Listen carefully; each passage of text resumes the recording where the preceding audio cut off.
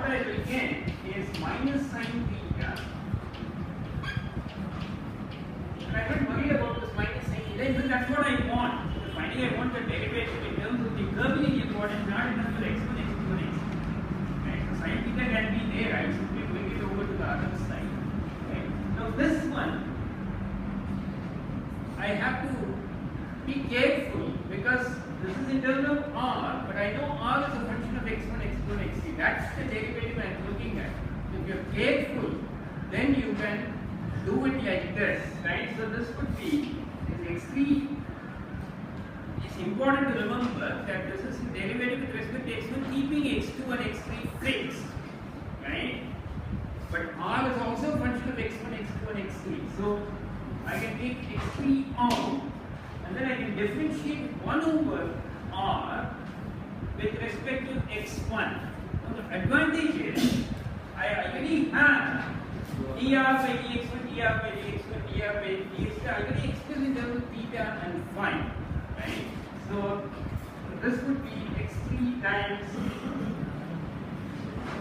1 over r would be minus 1 over r squared dr by dx1.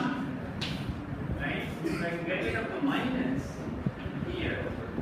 So d theta by dx1. Now I'm going to put everything together. Right? 1 over sine theta.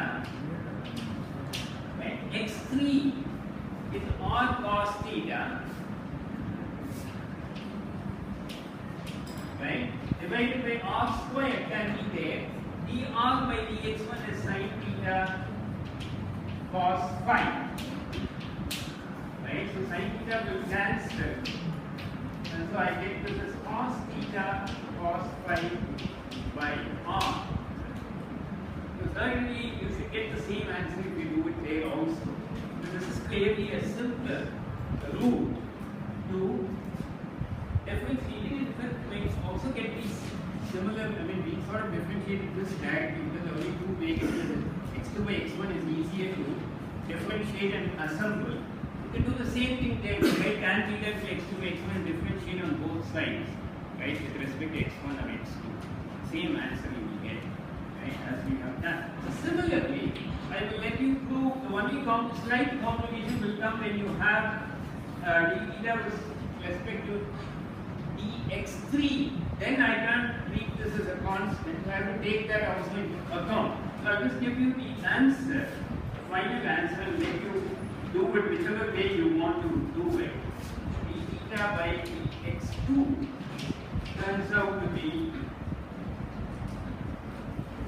cos theta sin theta by r, and d theta by dx3 simplifies to minus sin theta by r.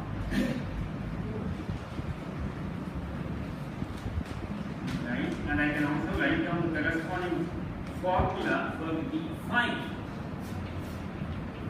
by dx1 is equal to minus sin phi by r sin theta, because that is what I meant. D phi by dx1 in terms of x1 and x2 will be the same formula as the cylindrical, right? But now I need to express it in terms of r theta and phi. So this is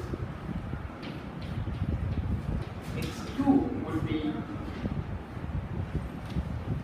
cos phi by r sin theta. So I've pretty much got everything I want. So it will be a very long-winded procedure with so many terms coming, but surprisingly many of the terms cancel or add up, and I will finally get the gradient of it. I'll let you know. I hope the procedure is clear. Right? There might be simpler ways of doing it, but this is a straightforward and standard way. I have got E1, E2, and E3 in terms of ER, ET, and E5 substituted there, right? And then I have got E by dx1, E by dx1, D by dx3 in terms of those. I've shown you how to get. All you need are these derivatives, dr, theta, and the phi with respect to x1, x2, and x2. The 9 derivatives we need. Once you have that, then it's a question of blind substitution and assembling all the terms. It will simplify considerably to the gradient operator is given by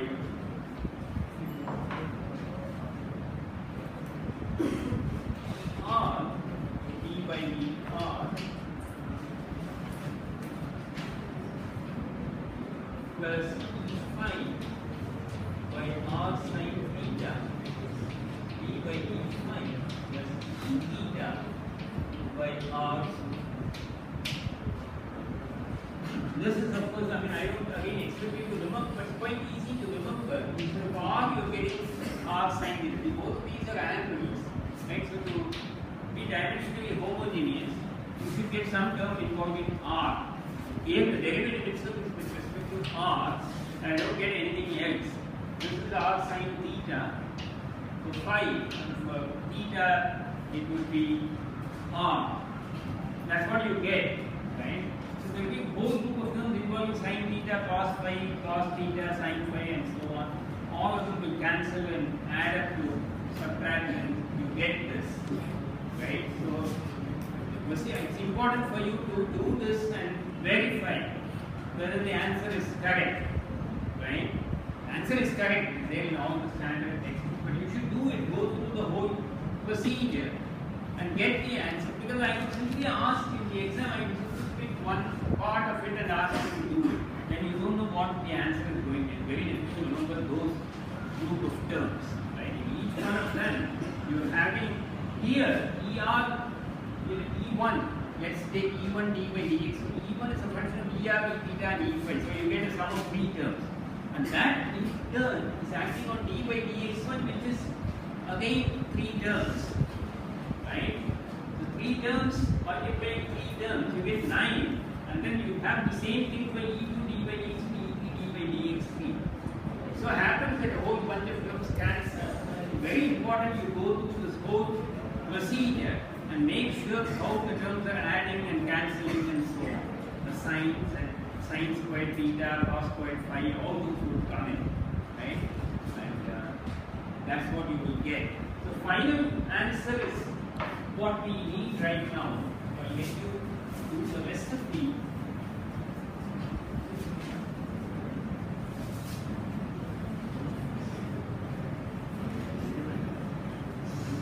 important thing, you have to, once you assemble all these elements, the coordinates in terms of each other, and the unit vectors again in terms of each other, the derivatives of the unit vectors, other thing we need for the Laplacian and anything involving the gradient operator are the derivatives of the coordinates with respect to each other, like dr by dx1, dr by dx2, and so on. Right? So that we have calculated. It is mostly just a question of differentiating. Nothing else is really there. Right? So let's now take the simplest. The gradient of a scalar would simply be this. The psi is now exponential function of r beta and phi. Let's take the divergence of a vector. Right? So to calculate the divergence of a vector,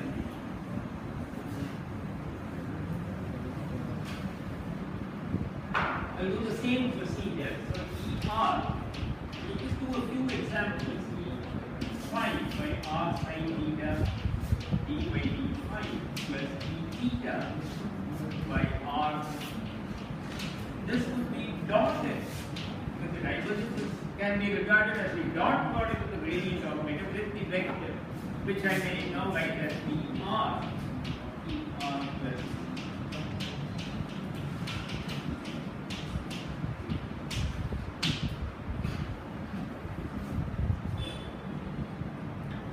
again, I have each operator has to be dotted with 3, so I'm going to get total 9 terms, right? But not all of them are going to contribute. So let's take the first one, ER d by dr,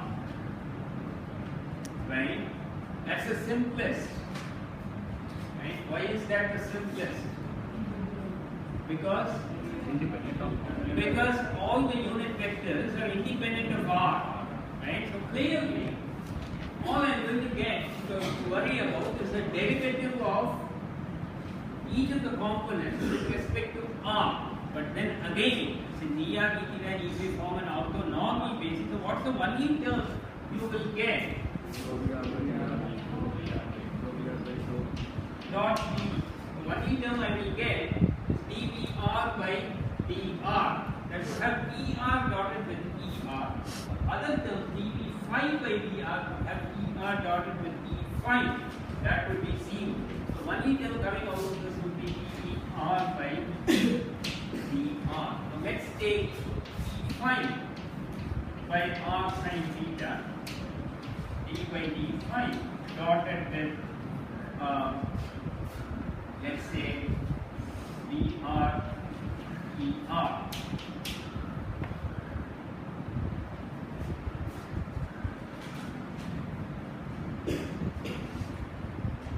What do you get?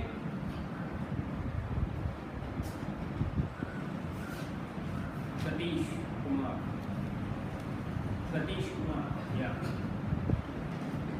Can you tell us what that would be?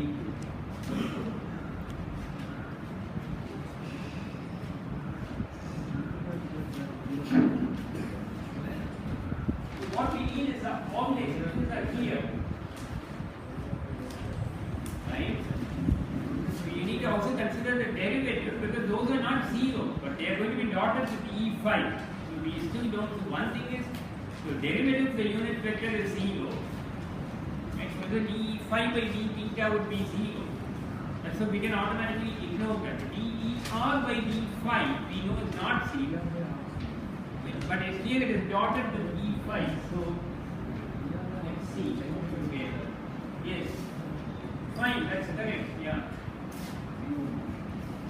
Der by d phi. So find out what is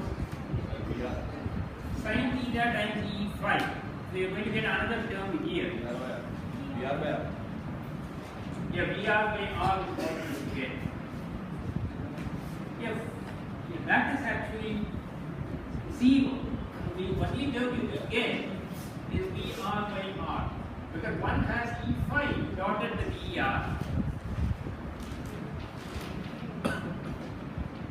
The other one would simply give VR by R. Okay, fine. Let's now look at the other term. Right? You see a pattern developing. Right? So here, say we dv phi by d phi, that would have e phi dotted with e phi. What about e phi by d phi? Is that going to contribute? It won't contribute, right? So what I am looking at is this, right? So this will have clearly two terms because d phi by d phi is not 0, and further I'll have d phi. dv phi by d phi times e phi, that is certainly going to contribute. So I can write that here. That would be 1 over r sin theta dv phi by d phi. That is certainly going to contribute. Right? The other term would be e phi by r sin theta dotted with d theta, d phi, de phi by d phi. Right? If you look at d phi by d phi, that's not 0, but it's a linear combination of e r and d theta. Right? So the dot product of e phi with respect to that is 0. So I'll get one term, 1 over r sin theta d phi by d phi.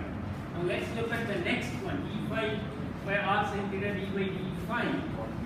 E theta won't contribute to e phi dot e theta, so there will be no derivative term coming of the velocity component. But d e theta by d phi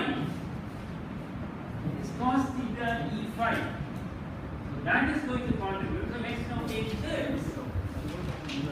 Again, I can look at two terms, right? One, looking at this. This acting on the third component, right? So that would be dv theta by d phi ordered if E theta is 0, so that would contribute, right? So the other term would be E phi by r sin theta dotted with d theta, d e theta by d phi.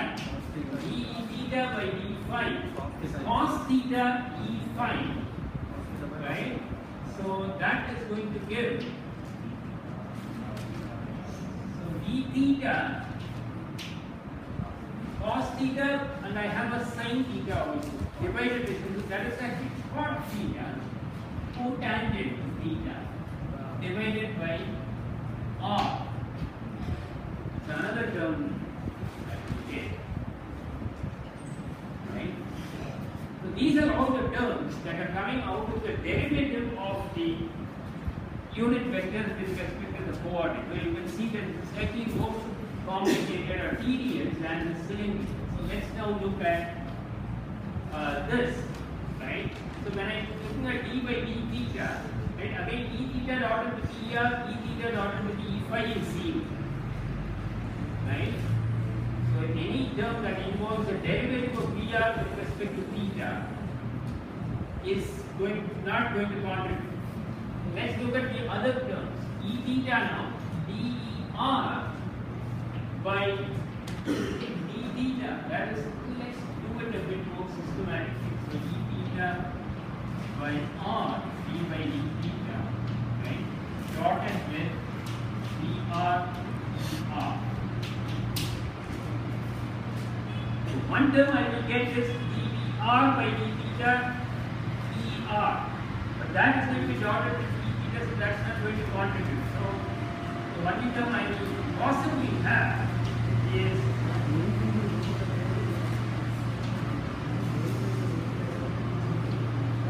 dotted der by d theta is simply e theta, right? So this is equal to e theta.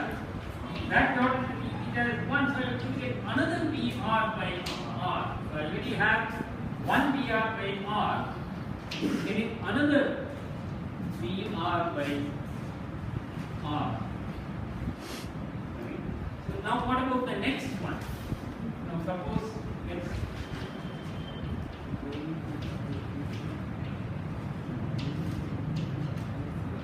e phi. Again, e theta dotted with e phi is 0, so the term that will come out of d phi by d theta won't contribute anything.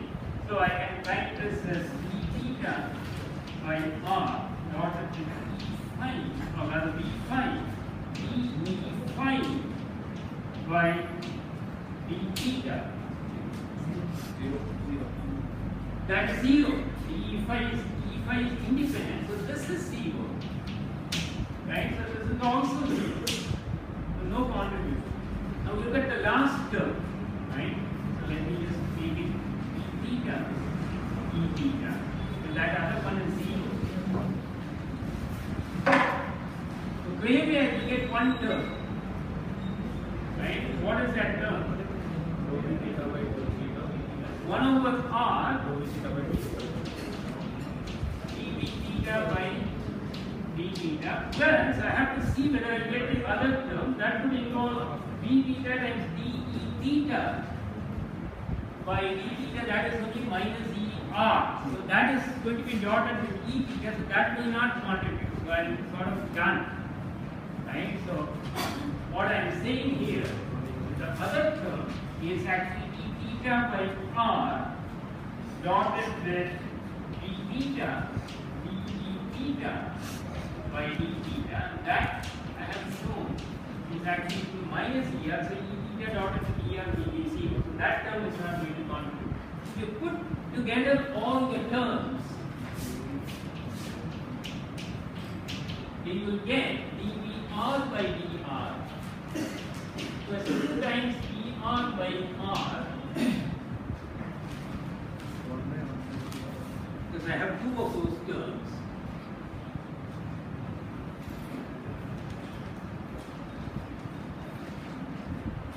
So then I have 1 over r sin theta dv phi by d phi, right? 1 over r sin theta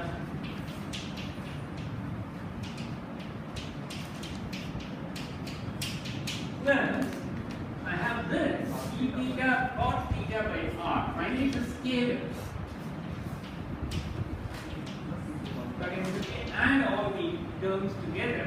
We are not done. There's another term here, 1 over r dv theta by d theta.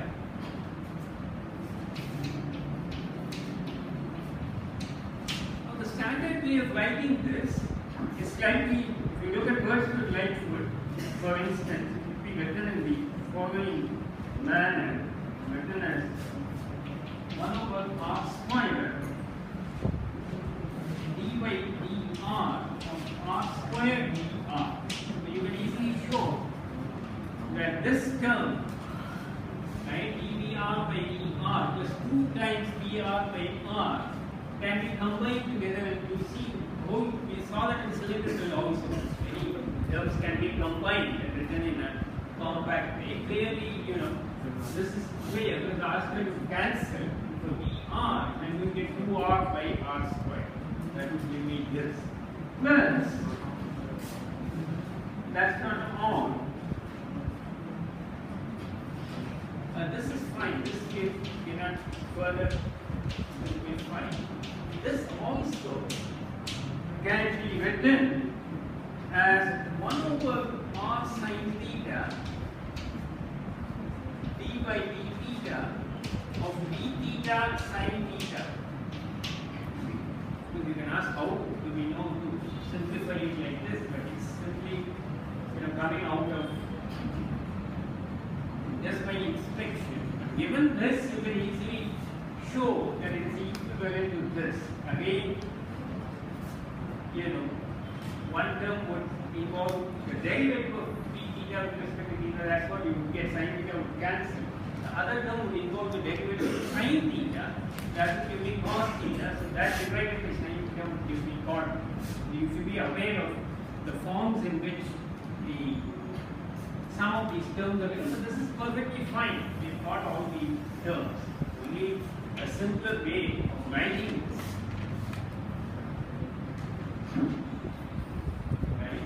So let's now take up, you can look at the curve of the velocity vector. I'm not going to look at this because we're not going to use that immediately.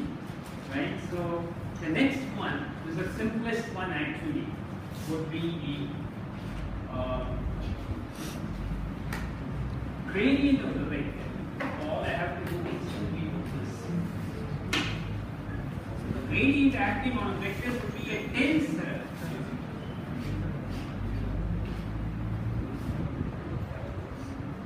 Now you can easily show this is a tensor. So you get 9 components of a tensor. Right?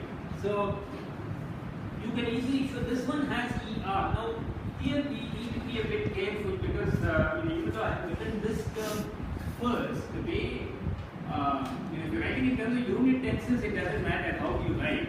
The way Lightfoot has given the representation is actually he puts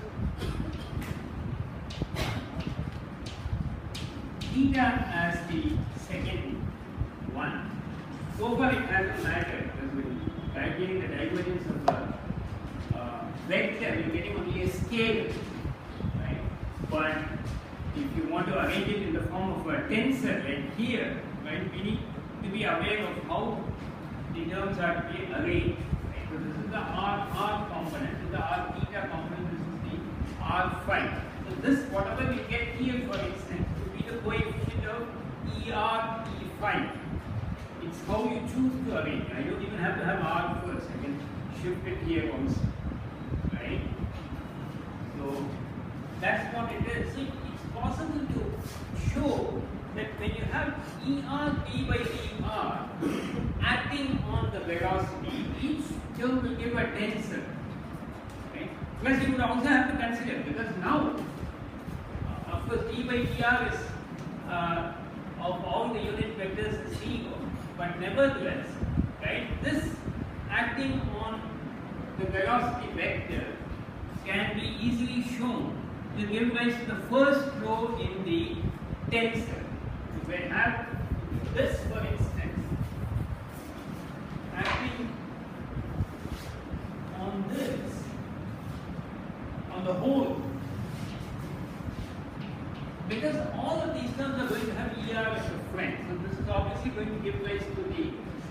group of terms, right? But within that, you might have to assemble to get the individual components, right? So let's take up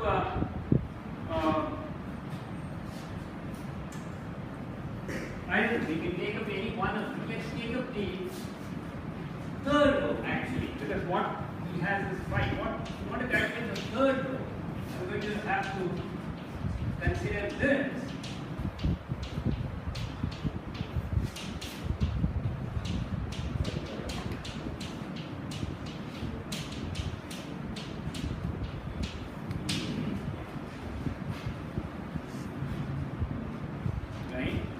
So how would we go about doing this? Now we need all of, because all the unit vectors are dependent on phi, including E phi, right? So Samar, can you come and write a few of the terms?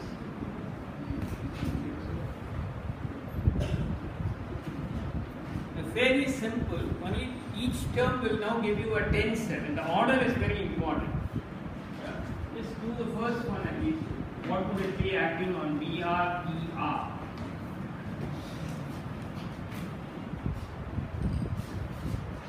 It's a vector operator, differential operator acting on a vector, so the net result will be a tensor. So we have to write it, if we want to do it this way, we have to write it in terms of the unit tensors and assemble the final tensor or the matrix representation. Phi by R sin theta. So let this act on BR, ER.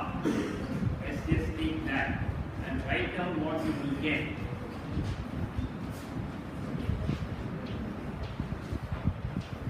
This is actually very easy because you just have to put the two unit vectors right next to each other and you get that component. Right? Except that every term is going to contribute. Right? Because dER by d phi, as you can see, is sin theta E phi.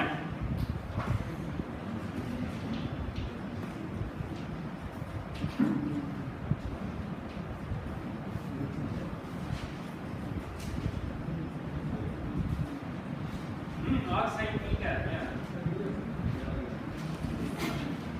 Now like the other one, then there will be two terms. Yes, dER by d phi times E phi.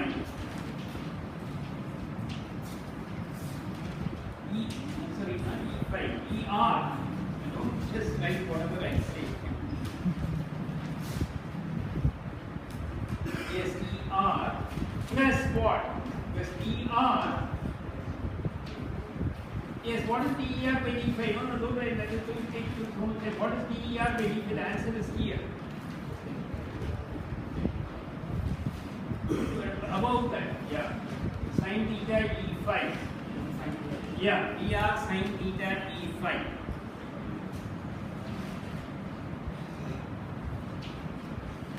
E phi. So now write it in terms of the unit tensors. Right, so two terms you are getting. Right, so now simplify and write it in terms of the two unit tensors. I want to see if you are doing it correctly. Two terms, write the two terms in terms of the unit tensors.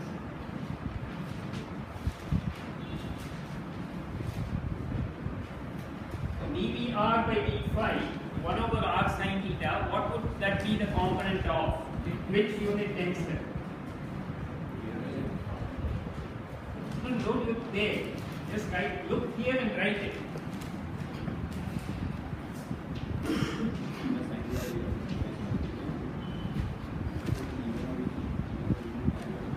No, there's no need to put the bracket. I want you to write the two terms individually.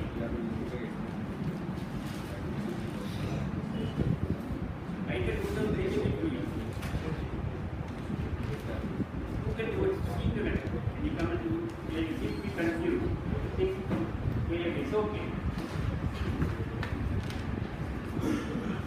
Just write the two terms. I want them written properly in terms of the components of the respective unit tensors. I want to see if you are doing it correctly. Yes, times what? Phi ER. Yes, good. then the next term. Sin theta will be cancelled, right? We will get dr by r, e phi, e phi. Yes, good. Now can you tell me where would you put this e phi, er? There, right? Yeah. 1 over r sin theta. Sin theta comes to the denominator.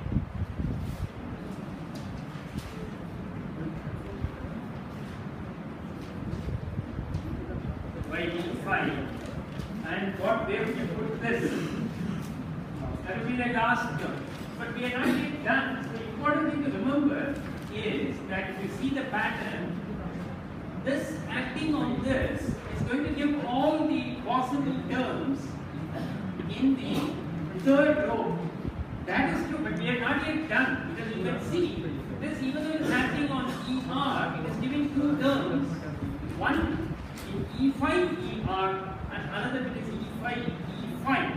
Right? So now let us consider, right, the next, which would be E phi by r sin theta, d by d phi acting on d phi e phi.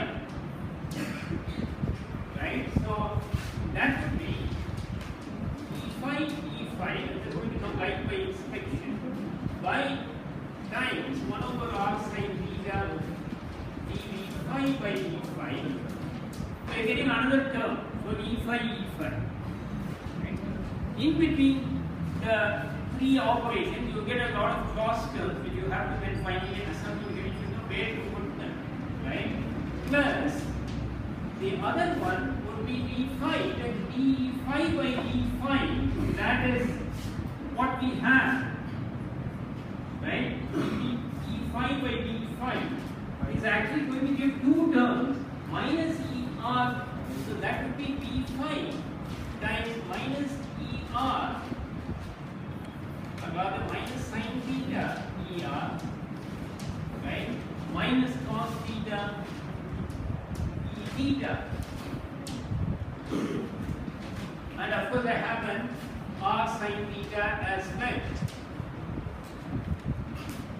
right, to deal with, right? So that would be 1 over r sin theta dv phi by d phi, e phi, e phi, right, and then minus v phi by r, right? I'm sorry, there's an e phi acting on this, right? So minus v phi by r, e phi er, right? And then minus v phi cot theta by r, e phi e theta.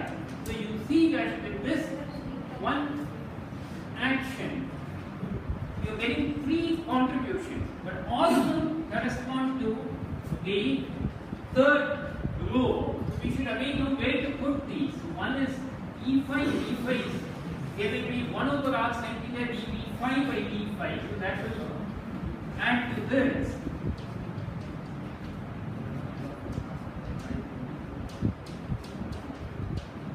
Right?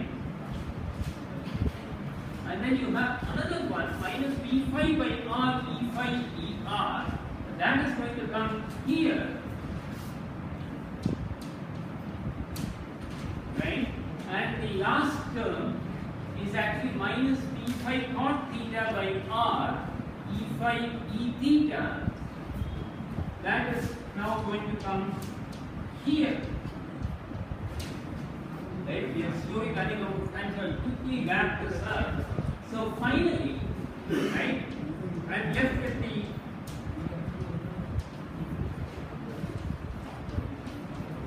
the last contribution, right? So this is now going to give me e phi e theta times dv 1 over r sin theta dv theta by d phi, right? Plus e phi by r sin theta. Now d theta times d e theta by e phi cos theta e phi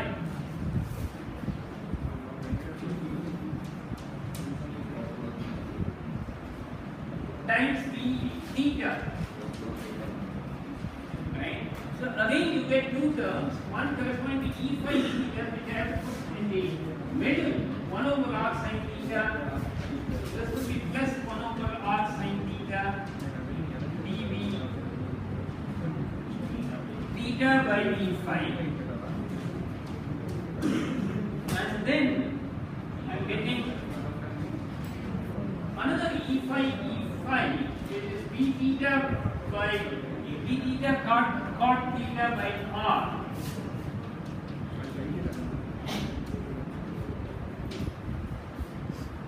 Right, so I made three terms there, so that will complete. I hope I've written them all.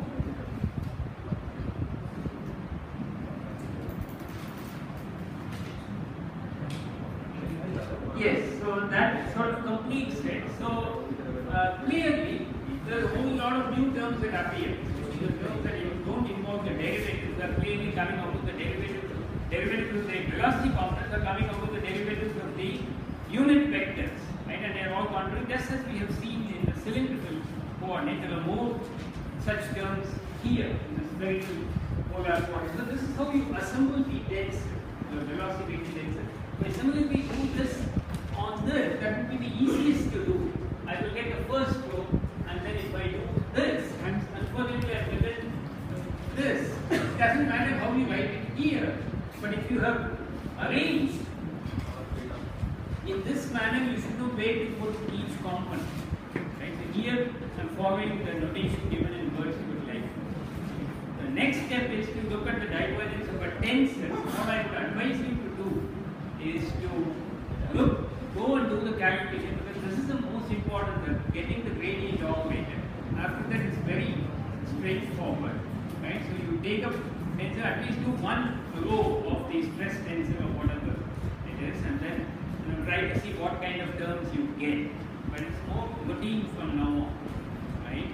So the only thing that you would get when you're looking at a tensor, for instance, you have a term like ER d by dr, or rather let's take this e phi by r sin theta. Let's say it is acting on a particular tensor component. This is dotted. Considering the dot product, the divergence of the tensor, so that can be regarded as the dot product of the gradient operator with the tensor. You take anything you want, right? So clearly now you would get things like e phi dotted with and so on, e phi. These kinds of coefficients you will get, and you will easily verify, but you can take it as a result that the same principle applies as we have seen EI dotted with EK, delta IJ, EK, which we wrote for the Cartesian vectors. The same will also hold for the spherical polar unit vectors, the dot product of the unit tensors. So for instance, if I have this as ER dotted with ER E phi, then all I will get is E phi. If I have ER dotted with E phi, E theta, then I get actually zero, the zero vector, and so on. Right? So you would now require all of those unit dot product of a unit vector with a unit tensor, those operators. If you are not convinced, you can simply substitute for ER in terms of E1, E2, and E3, and similarly for any of the spherical coordinate unit vectors. And since we know that in the Cartesian we define those operations like that, we can easily prove it for these curvilinear coordinate systems that we consider also. So with that you can easily get the components of the stress tensor, right? The divergence of any tensor, in fact, can be obtained in this manner. Are there any questions? Right? If not, we'll meet again on Thursday and